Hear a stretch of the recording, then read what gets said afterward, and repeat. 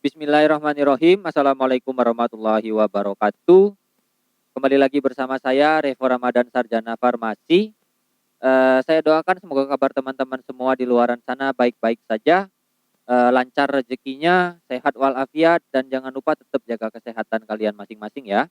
Oke, di kesempatan sebelumnya kemarin kita itu udah bahas terkait dengan obat yang bisa digunakan untuk mengatasi mabuk perjalanan. Nah, pada kesempatan kali ini tuh saya pengen bahas yang tidak kalah menarik. Nah, obat-obat ini itu biasa digunakan buat mabok sama anak-anak remaja, biasanya anak-anak SMP atau SMA tuh.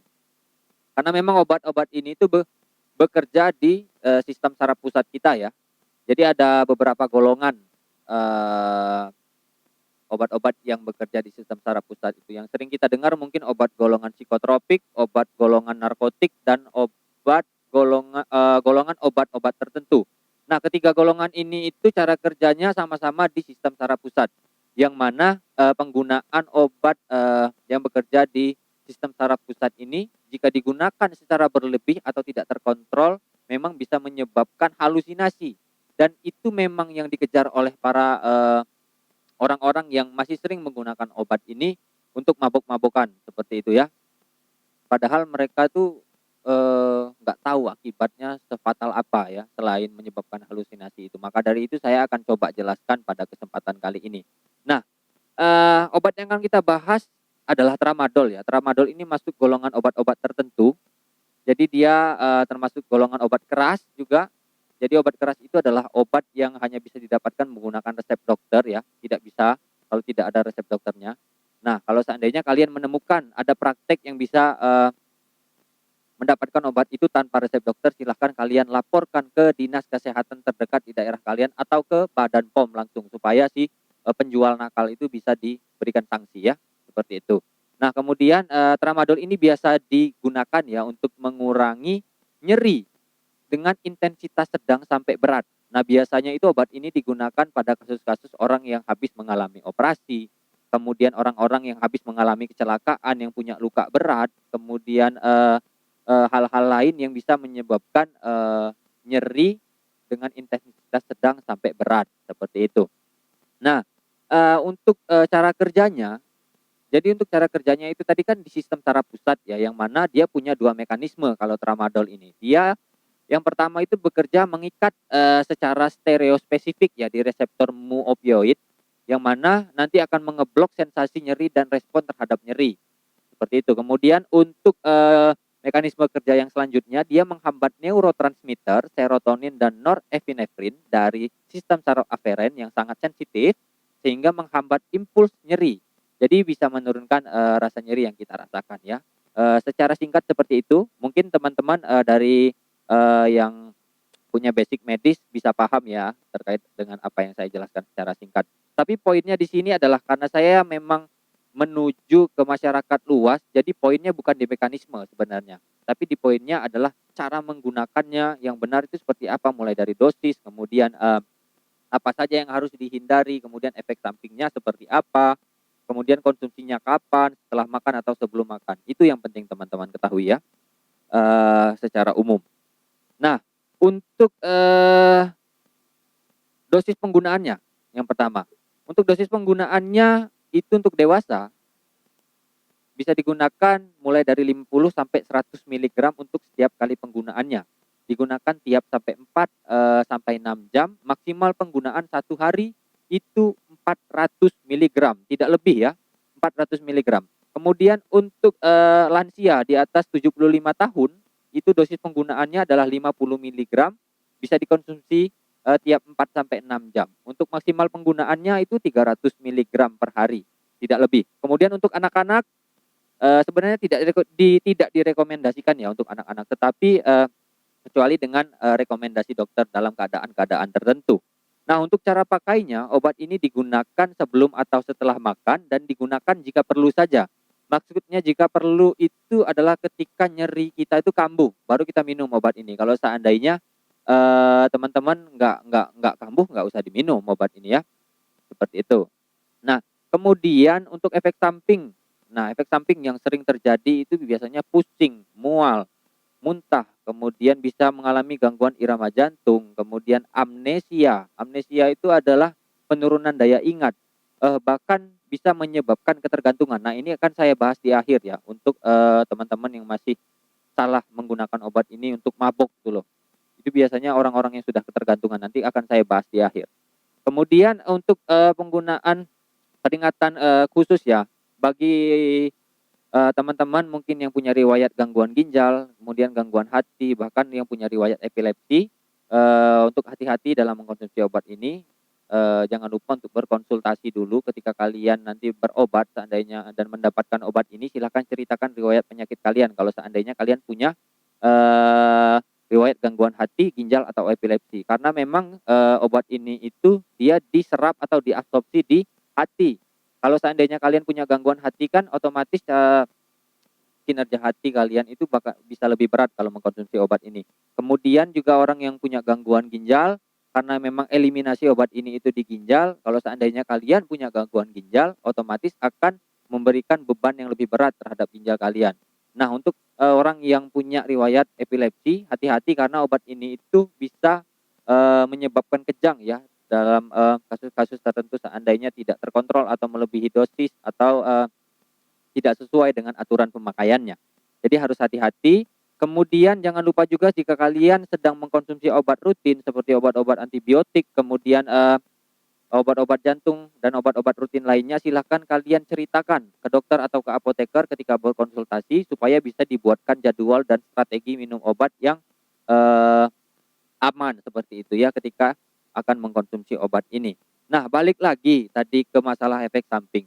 Obat ini itu masih sering sekali disalahgunakan untuk mabuk-mabukan ya, terutama di kalangan remaja, anak-anak SD mungkin sudah ada juga yang pernah pakai mungkin buat mabuk. SMP dan SMA sih yang paling banyak saya dengar kabarnya dalam menggunakan obat ini tuh buat mabuk. Misalnya kayak kasus yang ada di Kota Kendari, dulu kita pernah baca, atau mungkin teman-teman yang belum baca bisa silahkan searching di Google, tulis saja 3 mahasiswa Kendari mabuk tramadol, itu ada tuh.